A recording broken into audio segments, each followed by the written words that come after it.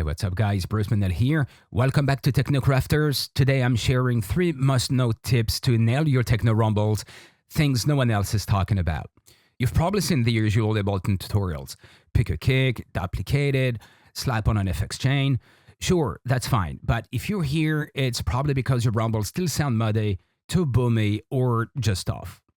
I'm going to show you the difference between a muddy rumble and a clean one, each set to minus 25 dB on the channel strip. Let's say they compare, you'll hear exactly what I mean.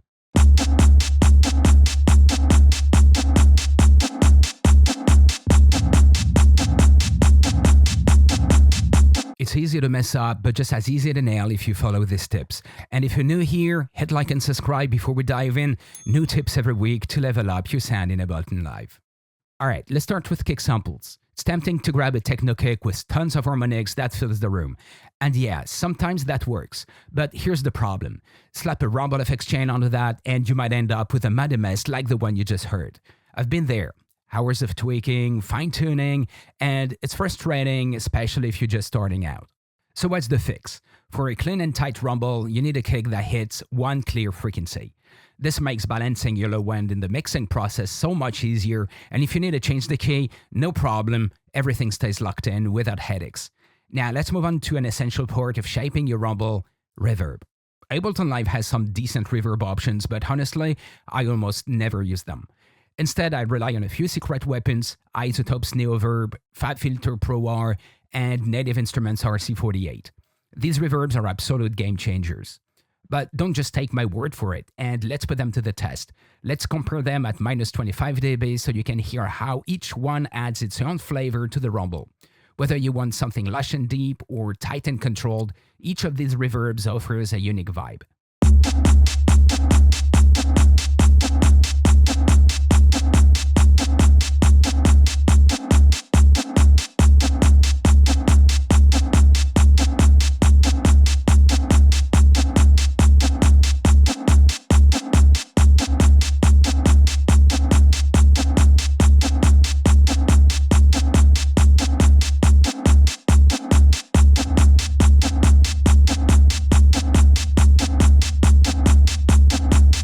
My rumble is in C#, but here's a common issue. Ableton's reverb can sometimes push it slightly off-key, which is why it might sound off.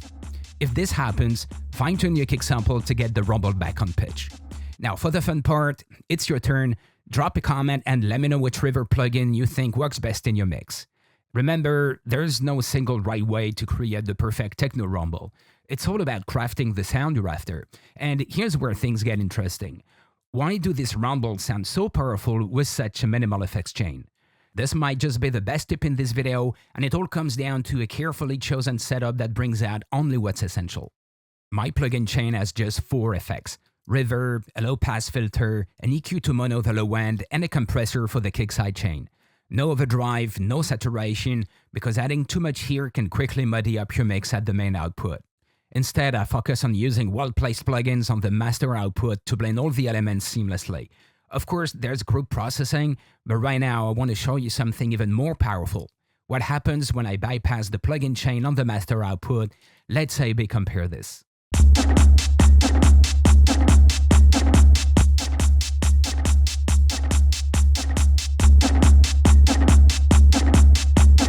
See the difference? Adding an FX chain on the master output isn't just a subtle tweak, it's a game changer for your entire mix. Now if you're ready to take your mixing to the next level, click on the next video where I reveal 4 effects that will transform your mix forever.